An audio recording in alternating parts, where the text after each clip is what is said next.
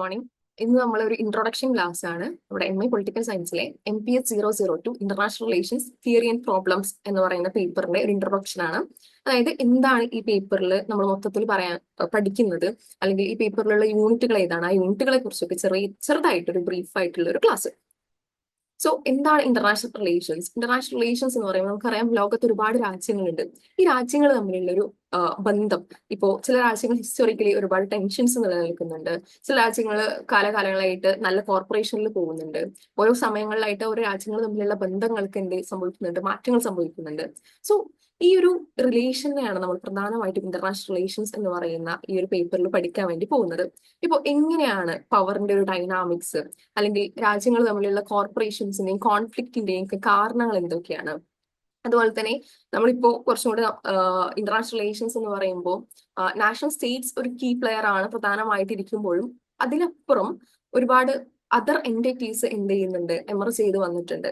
Like national corporations, അതുപോലെ തന്നെ NGOs, civil society, അങ്ങനെ ഒരുപാട് മറ്റ് എന്റിറ്റീസും കൂടെ നിലവിൽ എന്ത് ചെയ്യുന്നുണ്ട്, ഇന്റർനാഷണൽ റിലേഷൻസിൽ വലിയ കീ റോള് വഹിക്കുന്നുണ്ട്. സോ ഇതിനൊക്കെ കുറിച്ചാണ് നമ്മൾ എന്ത് ചെയ്യുന്നത്, ഈ ഒരു പേപ്പറിൽ പഠിക്കാൻ വേണ്ടി പോകുന്നത്.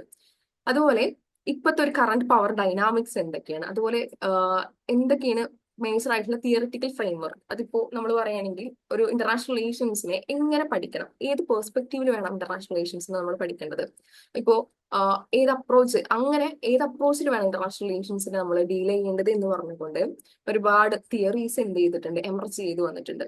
സോ ആ തിയറീസിനെ കുറിച്ചിട്ട് നമ്മൾ എന്ത് ചെയ്യും, ഈ പേപ്പറിൽ ഡീൽ ചെയ്യും. അതുപോലെ തന്നെ ഇന്റർനാഷണൽ ഓർഗനൈസേഷന്റെ റോൾ എന്താണ്, ഇന്റർനാഷണൽ റിലേഷൻസ് ഈ ഒരു സിസ്റ്റത്തെ ഇങ്ങനെ നിലനിർത്തുന്നതിൽ, അല്ലെങ്കിൽ ഇതിലെ പ്രശ്നങ്ങൾ പരിഹരിക്കുന്നതിലൊക്കെ എന്തൊക്കെയാണ് ഇന്റർനാഷണൽ കോർപ്പറേഷൻസിന്റെ, ഇന്റർനാഷണൽ ഓർഗനൈസേഷന്റെ റോൾ എന്തൊക്കെയാണെന്ന് നമ്മൾ പഠിക്കും. അതുപോലെ ഇന്റർനാഷണൽ റിലേഷൻസിൽ ഒരുപാട് പ്രശ്നങ്ങൾ നിലനിൽക്കുന്നുണ്ട്, ഒരുപാട് ഇഷ്യൂസ് ഇന്നത്തെ ഇന്റർനാഷണൽ സിസ്റ്റം നേരിടുന്നുണ്ട്. ലൈക്ക് ഇപ്പോൾ നമ്മൾ കറന്റ് നേരിട്ടുകൊണ്ടിരിക്കുന്ന ടെററിസം പോലുള്ള വിഷയങ്ങൾ, അതുപോലെ എൻവിറോൺമെന്റൽ ആയിട്ടുള്ള പ്രശ്നങ്ങൾ.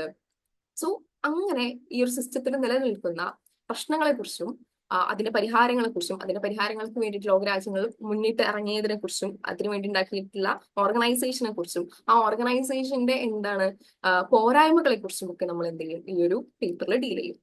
സോ 2 ബുക്കുകളാണ് നമുക്കുള്ളത്, ബുക്ക് 1ഉം ബുക്ക് 2ഉം. അതിൽ ബുക്ക് 1ല് 17 യൂണിറ്റും ബുക്ക് 2ൽ 18 യൂണിറ്റും ആയിട്ട് മൊത്തം 35 യൂണിറ്റുകളാണ് നമുക്ക് എന്ത് ചെയ്യാനുള്ളത്, ഈ ചാപ്റ്ററിൽ പഠിക്കാനുള്ളത്. സോ നമുക്ക് ഓരോ യൂണിറ്റുകളായിട്ട് പറഞ്ഞു പോവാം. യൂണിറ്റ് 1 എന്ന് പറയുന്നത് realist and neo realist approaches ആണ്.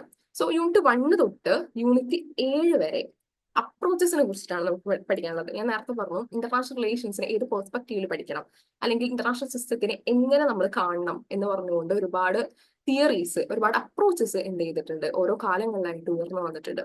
സോ അതിനെ കുറിച്ചിട്ടാണ് നമ്മൾ യൂണിറ്റ് 7 വരെ പഠിക്കുന്നത്. യൂണിറ്റ് 1 എന്ന് പറയുന്നത് realist and neo realist approaches ആണ്. യൂണിറ്റ് 2 എന്ന് പറയുന്നത് liberal and neo liberal approaches ആണ്. ഈ 2 അപ്രോച്ചസും കുറച്ചും കൂടി കമ്പയർ ചെയ്ത് പഠിക്കായിരിക്കും നല്ലതെന്ന് തോന്നുന്നുണ്ട്. കാരണം ലിബറൽ അപ്രോച്ച് നമ്മൾ ഓൾസോ ഐഡിയലിസം എന്ന് പറയും. ഐഡിയലിസത്തിന്റെ ഒരു കൗണ്ടർ ആയിട്ടാണ് റിയലിസ്റ്റ് അപ്രോച്ച് വരുന്നത്. ഐഡിയലിസം പറയുന്നത് എന്താണെന്ന് വെച്ചാൽ, ഹ്യൂമൻ നാച്ചർ എന്ന് പറയുന്നത് ഭയങ്കര മൊറാലിറ്റി ഡ്രൈവ് ചെയ്യുന്നത് മൊറാലിറ്റിയിൽ ഊന്നിക്കൊണ്ടാണ്, അല്ലെങ്കിൽ സ്റ്റേറ്റുകൾ വളരെ കോർപ്പറേഷനോട് കൂടിയിട്ട് സ്റ്റേറ്റുകൾക്ക് മുന്നോട്ട് പോകാൻ പറ്റും എന്നൊക്കെ പറയുമ്പോൾ, റിയലിസം അതിനെ കൗണ്ടർ ചെയ്തുകൊണ്ട് 20ാം നൂറ്റാണ്ടിൽ എമർജ് ചെയ്തിട്ട് പറയുന്നത് എന്താണെന്ന് വെച്ചാൽ, അല്ല, എന്താണ്, സ്റ്റേറ്റുകളെ മുന്നോട്ട് കൊണ്ടുപോകുന്നത് അവരുടേതായിട്ടുള്ള നാഷണൽ ഇൻട്രസ്റ്റുകളാണ്. ഈ ഒരു വേൾഡ് സിസ്റ്റത്തില് വാർ എന്ന് പറയുന്നതും കോൺഫ്ലിക്ട് എന്ന് പറയുന്നതും ഒക്കെ എന്താണ്, നിരന്തരം നടന്നുകൊണ്ടിരിക്കും എന്ന് പറയുന്നതാണ് റിയലിസ്റ്റ് അപ്രോച്ച് എന്ന് പറയുന്നത്. യൂണിറ്റ് 3 നമ്മൾ പറയുന്നത് Marxist and other radical approaches ആണ്. അതായത് മാർക്സിസ്റ്റ് പെർസ്പെക്റ്റീവ് സംബന്ധിച്ചിടത്തോളം വേൾഡ് സിസ്റ്റം എന്ന് പറയുന്നത് ഒരു ക്യാപിറ്റലിസ്റ്റ് സിസ്റ്റമാണ്. സോ ആ ക്യാപിറ്റലിസ്റ്റ് സിസ്റ്റത്തിൽ ഇന്ന് നമ്മൾ കാണുന്ന ഒരു ഇന്റർനാഷണൽ സിസ്റ്റം രൂപീകരിച്ചിട്ടുള്ളത് എന്തിൽ ഊന്നിക്കൊണ്ടാണ്, ആരുടെ ഇൻട്രസ്റ്റ് പ്രകാരമാണ്, ഡോമിനന്റ് ക്ലാസിന്റെ ഇൻട്രസ്റ്റ് പ്രകാരമാണെന്നാണ് മാർക്സിസ്റ്റ് ആൻഡ് അതർ റാഡിക്കൽ അപ്രോച്ചസിൽ നമ്മൾ പറയുന്നത്. യൂണിറ്റ് 4 എന്ന് പറയുന്നത് നിയോ റാഡിക്കൽ അപ്രോച്ചസ് ആണ്. ഒരു മാർക്സിസ്റ്റ് അപ്രോച്ചിന്റെ ഇൻഫ്ലുവൻസിൽ നിന്ന് വന്നിട്ടുള്ള, അല്ലെങ്കിൽ അതിന്റെ ബേസിക്സിൽ തന്നെ ഉയർന്നു വന്നിട്ടുള്ളതാണ് നിയോ റാഡിക്കൽ അപ്രോച്ചസ്. അവിടെ നമ്മൾ സമീറമിനെ കുറിച്ച് പഠിക്കും, അതുപോലെ തന്നെ ഇമാനുവൽ വെൽസ്റ്റീന്റെ തിയറി പഠിക്കും. അതായത് ഇതിൽ പ്രധാനപ്പെട്ട ഒരു കാര്യമാണ് ഡെവലപ്മെന്റ് ഓഫ് അണ്ടർ ഡെവലപ്മെന്റ് എന്ന് പറയുന്നത്. സോ നമുക്കറിയാം, ഡെവലപ്മെന്റ് ആയിട്ടുള്ള രാജ്യങ്ങളുണ്ട്, അണ്ടർ ഡെവലപ്ഡ് ആയിട്ടുള്ള രാജ്യങ്ങളുണ്ട്. ഈ ഡെവലപ്ഡ് കൺട്രീസ് എപ്പോഴും എന്ത് ചെയ്യുന്ന, അണ്ടർ ഡെവലപ്ഡ് കൺട്രീസിനെ ചൂഷണം ചെയ്തുകൊണ്ടിരിക്കുകയാണ്. അങ്ങനെ അണ്ടർ ഡെവലപ്ഡ് കൺട്രീസ് വീണ്ടും വീണ്ടും എന്താണ്, ഡെവലപ്മെന്റ് ഇല്ലാതെ വീണ്ടും അണ്ടർ ഡെവലപ്ഡ് ആയിക്കൊണ്ടിരിക്കുകയും ഡെവലപ്മെന്റ് കൺട്രീസ് എന്താണ് വീണ്ടും വീണ്ടും ഡെവലപ്പ് ആയിക്കൊണ്ടിരിക്കുകയും ചെയ്യുന്നു എന്ന് പറയുന്ന ഒരു തിയറികൾ ഈ ഒരു നിയോ റാഡിക്കൽ അപ്രോച്ചസിൽ നമ്മൾ പഠിക്കും. യൂണിറ്റ് 5 എന്ന് പറയുന്നത് post structurals and post modernist approach ആണ്. പോസ്റ്റ് മോഡേണിസത്തിൽ നമ്മൾ കൂടുതലായിട്ടും അതുവരെ വന്നിരിക്കുന്ന ട്രഡീഷണൽ അപ്രോച്ചസിനെ പാടി തിരസ്കരിച്ചുകൊണ്ട് കുറച്ചും കൂടെ സോഷ്യൽ കൺസ്ട്രക്റ്റഡ് ആയിട്ടുള്ള പവർ, നോളജ് തുടങ്ങിയ നെറേറ്റീവ്സിനെ കുറിച്ച് നമ്മൾ എന്ത് ചെയ്യും, ഡീൽ ചെയ്യും. യൂണിറ്റ് 5 എന്ന് പറയുന്നത് ഫെമിനിസ്റ്റ് അപ്രോച്ചസ് ആണ്.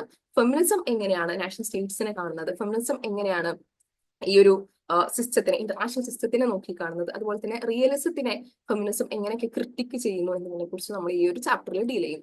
യൂണിറ്റ് 7 എന്ന് പറയുന്നത് എൻവിറോൺമെന്റൽ അപ്രോച്ചസ് ആണ്. നമുക്കറിയാം ഒരു ഡെവലപ്മെന്റ് എന്ന് പറയുന്ന ഒരു ഡെഫിനേഷൻ ഉണ്ടല്ലോ, ആ ഡെഫിനേഷനിൽ നിന്ന് നമ്മൾ ഒരുപാട് മാറിക്കൊണ്ട് ഇന്ന് ഡെവലപ്മെന്റ് എന്ന് പറയുന്നത് സസ്റ്റൈനബിൾ ഡെവലപ്മെന്റ് എന്നുള്ള ഒരു കോൺസെപ്റ്റിൽ കൂടെ അധിഷ്ഠിതമായിരിക്കണം എന്ന് പറഞ്ഞുകൊണ്ട് കുറച്ചു കാലങ്ങളായിട്ട് എന്ത് ചെയ്യുന്നുണ്ട്, അതിൽ ഊന്നിക്കൊണ്ട് നമ്മൾ മുന്നോട്ട് പോകണം എന്ന് വാദിക്കുന്നുണ്ട്. സോ അതിനെ കുറിച്ചൊക്കെ നമ്മൾ എൻവിറോൺമെന്റൽ അപ്രോച്ചസിൽ പഠിക്കും. യൂണിറ്റ് 8 എന്ന് പറയുന്നത് world views from Asia, Africa and Latin America.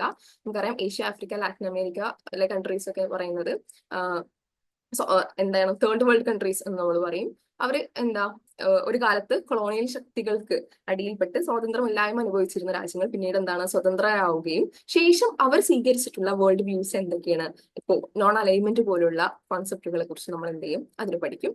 Unit 9 എന്ന് പറയുന്നത് എൻഡ് ഓഫ് വേൾഡ് വാർ ആണ്. വേൾഡ് വാറിന് ശേഷം, വേൾഡ് വാർ 2 ശേഷം നമ്മൾ ഒരു ശീതയുദ്ധത്തിലേക്ക് പോകുന്നുണ്ട്. ആശയപരമായിട്ടുള്ള കോൺഫ്ലിക്റ്റുകളിലെ ആയിട്ട് 2 ബ്ലോക്കുകളായിട്ട് മാറുന്നുണ്ട്.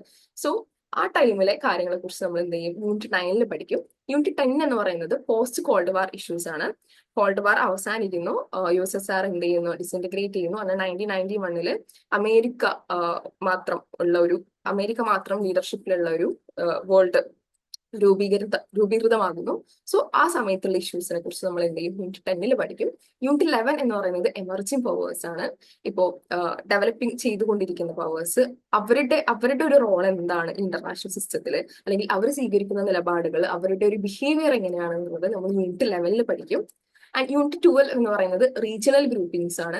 ഈ ഒരു യൂണിറ്റിൽ നമുക്കറിയാം ജോഗ്രഫിക്കലി പൊസിഷൻഡ് ഒരുമിച്ച് കിടക്കുന്ന ചില രാജ്യങ്ങളൊക്കെ ചേർന്നുകൊണ്ട് ലോകത്ത് ഒരുപാട് റീജിയണൽ ഓർഗനൈസേഷൻസ് ഉണ്ട്. എക്സാമ്പിൾ സാർക്ക് ഒക്കെ പോലെ.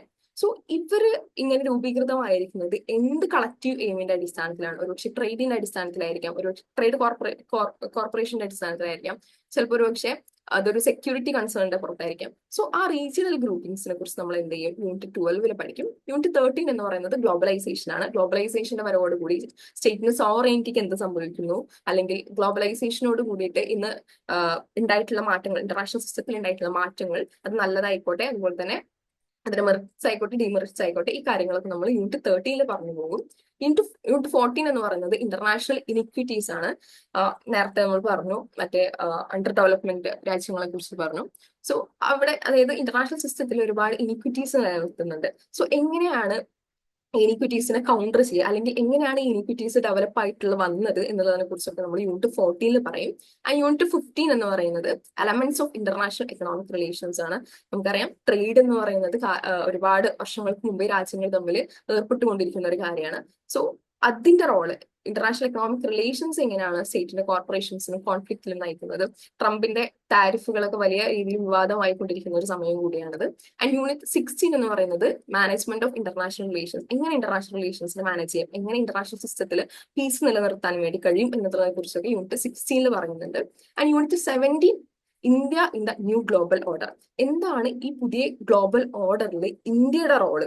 നമുക്കറിയാം തേർഡ് വേൾഡ് കൺട്രീസിന്റെ ഒരു ലീഡർ ആയിട്ട് പലപ്പോഴും ആക്ട് ചെയ്തിട്ടുള്ള ഒരു രാജ്യമാണ് ഇന്ത്യ എന്ന് പറയുന്നത്. എന്താണ് വേൾഡ് ഓർഡർ, അല്ലെങ്കിൽ ഈ വേൾഡ് ഓർഡറിൽ എന്താണ് ഇന്ത്യയുടെ സ്ഥാനം എന്നുള്ളതിനെ കുറിച്ച് നമ്മൾ യൂണിറ്റ് 17 പഠിക്കും. ആൻഡ് യൂണിറ്റ് 18 തൊട്ട് നമ്മൾ ബുക്ക് 2 കടക്കുകയാണ്. ഈ ഒരു ഭാഗത്ത് യൂണിറ്റ് 18 എന്ന് പറയുന്നത് റൈറ്റ് ടു സെൽഫ് ഡിറ്റർമിനേഷൻ. രാജ്യങ്ങൾക്ക്, സോവറൈൻ ആയിട്ടുള്ള രാജ്യങ്ങൾക്ക് അവരുടെ കാര്യങ്ങൾ തീരുമാനിക്കാനും അതുപോലെ കാര്യങ്ങൾ ചെയ്യാനുമുള്ള റൈറ്റ് ഉണ്ട്. ആ ഒരു തീരുമാനത്തിനും അതുപോലെ തന്നെ മുന്നോട്ട് പോകാനുള്ള റൈറ്റിനെ കുറിച്ചും അല്ലെങ്കിൽ അതിനെ ഹിൻഡർ ചെയ്തുകൊണ്ട് ഇന്ന് നടക്കുന്ന കാര്യങ്ങളെ കുറിച്ചൊക്കെ നമ്മൾ യൂണിറ്റ് 18 പഠിക്കും. And unit 19 intervention and invention. എത്രയോ ചരിത്ര കാലം തൊട്ടേ എന്താണ് ലോകരാജ്യങ്ങൾ പരസ്പരം ഇന്റർവെൻഷനുകളും ഇൻവേഷനുകളും സംഭവിച്ചിട്ടുണ്ട്. അത് എന്തുകൊണ്ട് നടക്കുന്നു, അല്ലെങ്കിൽ ഇതിനെ തടഞ്ഞുകൊണ്ട് ലോകരാജ്യങ്ങൾ ചെയ്തിട്ടുള്ള കാര്യങ്ങൾ, ഓർഗനൈസേഷൻസ് ചെയ്തുകൊണ്ടിട്ടുള്ള കാര്യങ്ങൾ എന്നൊക്കെ നമ്മൾ എന്ത് ചെയ്യും, യൂണിറ്റ് 19 പഠിക്കും.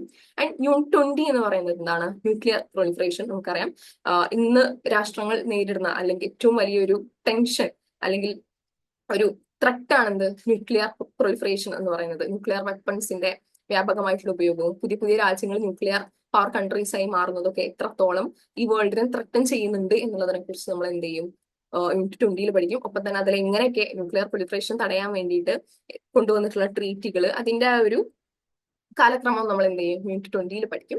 ആൻഡ് യൂണിറ്റ് 21 എന്ന് പറയുന്നത് ഇന്റർനാഷണൽ ടെററിസം ആണ്. ടെററിസം എത്ര ശക്തമായിട്ടുള്ള ഒരു നോൺ സ്റ്റേറ്റ് ആക്ടർ ആണ് എന്നുള്ളത് നമ്മൾ എന്ത് ചെയ്യും, യൂണിറ്റ് 21 പഠിക്കും. ഇപ്പോ ഇന്ത്യ പാകിസ്ഥാൻ തമ്മിലുള്ള ഇന്ന് നടന്നുകൊണ്ടിരിക്കുന്ന ഏറ്റവും വലിയ ടെൻഷനുകളിൽ ഒന്നെന്ന് പറയുന്നത് ഈ ടെററിസം ആണ് എന്നിരിക്കെ ഈ ഒരു യൂണിറ്റ് 21 എന്നുള്ള ചാപ്റ്റർ വളരെയധികം ഇമ്പോർട്ടൻസ് ഉണ്ട്. അതുപോലെ unit 22 role of science and technology in international relations. ഈ ഒരു ചാപ്റ്ററിൽ സയൻസ് ആൻഡ് ടെക്നോളജി ഏതൊരു മേഖലയിലും ഭയങ്കര റോൾ ഉള്ളതുപോലെ ഇന്റർനാഷണൽ റിലേഷൻസിൽ സയൻസ് ആൻഡ് ടെക്നോളജിക്കുള്ള റോൾ എന്താണ് എന്നുള്ളത് എന്ത് ചെയ്യും, നമ്മൾ യൂണിറ്റ് 22 പഠിക്കും. Unit 23 inequality among nations. നമുക്കറിയാം രാജ്യങ്ങൾ തമ്മിൽ വലിയ രീതിയിലുള്ള അന്തരങ്ങൾ നിലനിൽക്കുന്നുണ്ട്. ഈ ഇനിക്വാലിറ്റി നമ്മൾ എങ്ങനെ അളക്കും, ആൻഡ് ഈ ഇനിക്വാലിറ്റിനെ എങ്ങനെ കൗണ്ടർ ചെയ്യും, ആൻഡ് ഇതിന്റെ ഹിസ്റ്റോറിക്കൽ റൂട്ട്സ് എന്തൊക്കെയായിരുന്നു എന്നുള്ള കാര്യങ്ങൾ നമ്മൾ എന്ത് ചെയ്യും, യൂണിറ്റ് 23 പഠിക്കും. Unit 24 global corporatism and state sovereignty. Global കോർപ്പറേറ്റിസത്തിന്റെ വളർച്ചയോട് കൂടിയിട്ട് സ്റ്റേറ്റിന്റെ സോവറൈറ്റിക്ക് എന്ത് സംഭവിച്ചു, അത് നല്ലതായിക്കോട്ടെ അല്ലെങ്കിൽ മോശമായിട്ടുള്ള രീതിയിലായിക്കോട്ടെ, സ്റ്റേറ്റിന്റെ സോവറൈറ്റിക്ക് എന്താണ് സംഭവിച്ചത് എന്നുള്ളത് നമ്മൾ എന്ത് ചെയ്യും, യൂണിറ്റ് 24 പഠിക്കും. Unit 25 human rights and international trade. ഈ ഇന്റർനാഷണൽ ട്രേഡ് വലിയ രീതിയിൽ വർദ്ധിച്ചുകൊണ്ടിരിക്കുന്ന ഒരു കാലമാണ്. സോ ഈ ഇന്റർനാഷണൽ ട്രേഡ് വർദ്ധിക്കുന്നത് ഹ്യൂമൻ റൈറ്റ്സിന് നല്ല രീതിയിലാണ് ഹ്യൂമൻ റൈറ്റ്സിനെ എഫക്ട് ചെയ്യുന്നത്, അത് മോശം രീതിയിലാണ് എഫക്ട് ചെയ്യുന്നത് എന്നുള്ളതിനെ കുറിച്ചിട്ടൊക്കെ നമ്മൾ യൂണിറ്റ് 25 പഠിക്കും. Unit 26 changing nature of American power. നമ്മൾ നേരത്തെ പറഞ്ഞു, കോൾഡ് വാറിന് ശേഷം അമേരിക്ക വേൾഡിലെ ഞങ്ങളാണ് ഏറ്റവും വലിയ എന്താണ് ശക്തി എന്ന് പറഞ്ഞുകൊണ്ട് ഉയർന്നു വന്നു. ആൻഡ് ഇപ്പോ ആ അമേരിക്കൻ പവറിന് എന്ത് മാറ്റം സംഭവിച്ചിരിക്കുന്നു, ആ അമേരിക്കൻ പവറിന് കുറയുകയാണോ അല്ലെങ്കിൽ അത് ഇപ്പോഴും ഒരു വേൾഡ് ഹെജ്മോൺ ആയിട്ട് നിലനിൽക്കുക തന്നെയാണോ എന്നുള്ളതിനെ കുറിച്ചിട്ടൊക്കെ നമ്മൾ യൂണിറ്റ് 26 പഠിക്കും. Unit 27 China as an emerging power. China അമേരിക്കയ്ക്ക് വലിയൊരു വെല്ലുവിളിയായിക്കൊണ്ട് വലിയൊരു ശക്തിയായിട്ട് എന്താണ് മുന്നേറിക്കൊണ്ടിരിക്കുകയാണ്. ചൈനയുടെ ഒരു മുന്നേറ്റം എന്ന് പറയുന്നത് ലോകരാജ്യങ്ങൾ വളരെ അസൂയയോടും പേടിയോടും കൂടി നോക്കിക്കൊണ്ടിരിക്കുന്ന ഒരു കാലഘട്ടത്തിൽ China as an emerging power എന്നുള്ളത് നമ്മൾ യൂണിറ്റ് 27 പഠിക്കും. ആ unit 28 emergence of central Asian republics. Soviet Union തകർന്നടിഞ്ഞതിന് ശേഷം അത് പല പല രാജ്യങ്ങളായിട്ട് മാറിയും ആ രാജ്യങ്ങളെ കുറിച്ച് നമ്മൾ എന്ത് ചെയ്യും, യൂണിറ്റ് 28 പഠിക്കും. And unit 29 ethnic resurgence and identity wars. അതായത് എത്നിസിറ്റി എന്താണ്, എത്നിക് ഗ്രൂപ്പുകളെ കുറിച്ച് അതുമായി ബന്ധപ്പെട്ടിട്ടുള്ള ഐഡന്റിറ്റി വാഴ്സിനെ കുറിച്ചുള്ള കാര്യങ്ങൾ നമ്മൾ യൂണിറ്റ് 29 പഠിക്കും. Unit 30 aboriginal and indigenous movements. ലോകത്തെമ്പാടും പല സ്ഥലങ്ങളിലുമായിട്ട് ഇൻഡിജീനിയസ് മൂവ്മെന്റ് നടന്നുകൊണ്ടിരിക്കുന്ന ഒരു കാലഘട്ടമാണ്. ലാറ്റിൻ അമേരിക്കയിലായിക്കോട്ടെ, അതുപോലെ തന്നെ ആഫ്രിക്കയിലും ഒക്കെ കാനഡയിലൊക്കെ നടന്നുകൊണ്ടിരിക്കുന്ന ഇൻഡിജിനസ് മൂവ്മെന്റ്സിനെ കുറിച്ച് നമ്മൾ യൂണിറ്റ് 30 പഠിക്കും. Unit 31 displacement of population intra state and inter state. റെഫ്യൂജീസിനെ കുറിച്ച് നമ്മൾ പഠിക്കും. റെഫ്യൂജീസ് റൈറ്റ്സിനെ കുറിച്ച് നമ്മൾ പഠിക്കും. ആൻഡ് എന്തുകൊണ്ടാണ് റെഫ്യൂജീസ് ഉണ്ടാകുന്നത് അല്ലെങ്കിൽ പോപ്പുലേഷൻ ഡിസ്പ്ലേസ്മെന്റ് ചെയ്യുന്നതിന്റെ കാരണങ്ങൾ എന്തൊക്കെയാണ് എന്നുള്ളതിനെ കുറിച്ച് നമ്മൾ യൂണിറ്റ് 31 പഠിക്കും. യൂണിറ്റ് 32 ട്രാൻസ്നാഷണൽ മൂവ്മെന്റ്സ് ആണ്. Transnational movements, cultural and civilisation. ഈ ഒരു യൂണിറ്റ് 32 നമ്മൾ റിലീജിയസ് മൂവ്മെന്റ്സിനെ കുറിച്ചും അല്ലെങ്കിൽ അതുമായിട്ട് ബന്ധപ്പെട്ടിട്ടുള്ള ഓർഗനൈസേഷനെ കുറിച്ചൊക്കെ യൂണിറ്റ് 32 പഠിക്കും. Unit 33 role of NGOs. എൻജിഒസും സ്റ്റേറ്റിനെ പോലെ തന്നെ മൾട്ടിനാഷണൽ കോർപ്പറേഷനെ പോലെ തന്നെ ഇന്റർനാഷണൽ റിലേഷൻസിൽ വലിയൊരു കീ പ്ലെയർ ആയിട്ട് ആക്ട് ചെയ്തുകൊണ്ടിരിക്കുകയാണ്. ആൻഡ് അവരുടെ റോൾ എന്തായിരുന്നു വാറുകളുടെ സമയത്ത് അല്ലെങ്കിൽ ഇപ്പോ കറണ്ട് സിനാരിയോയില് എന്താണ് എൻജിഒസിന്റെ റോള് ഇന്റർനാഷണൽ റിലേഷൻസിൽ എന്നുള്ളത് നമ്മൾ യൂണിറ്റ് 33 പഠിക്കും. Unit 34 the concept of justice in international relations. ഈ ഒരു യൂണിറ്റിൽ നമ്മൾ ഇന്റർനാഷണൽ റിലേഷൻസിൽ ജസ്റ്റിസ് എന്ന കോൺസെപ്റ്റിന് എത്രത്തോളം പ്രാധാന്യമുണ്ട് അല്ലെങ്കിൽ അത് എത്രത്തോളം നടപ്പാവുന്നുണ്ട് എന്നുള്ള കാര്യങ്ങളെ കുറിച്ച്, ഇവൻ ഇൻ കേസിൽ ഓഫ് ഡിപ്ലോമസിയുടെ കേസുകളിലായിക്കോട്ടെ ഒക്കെ കോൺസെപ്റ്റ് ഓഫ് ജസ്റ്റിസ് എത്രമാത്രം നടപ്പാവുന്നുണ്ട് എന്നുള്ള കാര്യങ്ങളെ കുറിച്ച് നമ്മൾ യൂണിറ്റ് 34 പഠിക്കും. ആൻഡ് ലാസ്റ്റ് യൂണിറ്റ് 35 ഹ്യൂമൻ സെക്യൂരിറ്റിനെ കുറിച്ച് നമ്മൾ പഠിക്കും. ഇപ്പോ നമ്മൾ ഒരുപാട് നേരം പറഞ്ഞു സ്റ്റേറ്റിന്റെ സെക്യൂരിറ്റിക്ക് അപ്പുറത്ത് നിന്നും ഇൻഡിവിജ്വൽസിന്റെ സെക്യൂരിറ്റിക്ക് എന്താണ് ഈ ഒരു കാലഘട്ടത്തിൽ എന്താണ് അതിന്റെ ഒരു അവസ്ഥ എന്നുള്ളതിനെ കുറിച്ച് നമ്മൾ യൂണിറ്റ് 35 പഠിക്കും. സോ ഇങ്ങനെ മൊത്തത്തിൽ 35 യൂണിറ്റുകളാണ് നമുക്കുള്ളത്. ഓരോ യൂണിറ്റ് ആയിട്ട് നമുക്ക് വരും ക്ലാസ്സുകളിൽ എടുത്തു പോവാം. ഓക്കെ, അപ്പൊ വൈൻഡപ്പ് ചെയ്യാണ്. Thank you.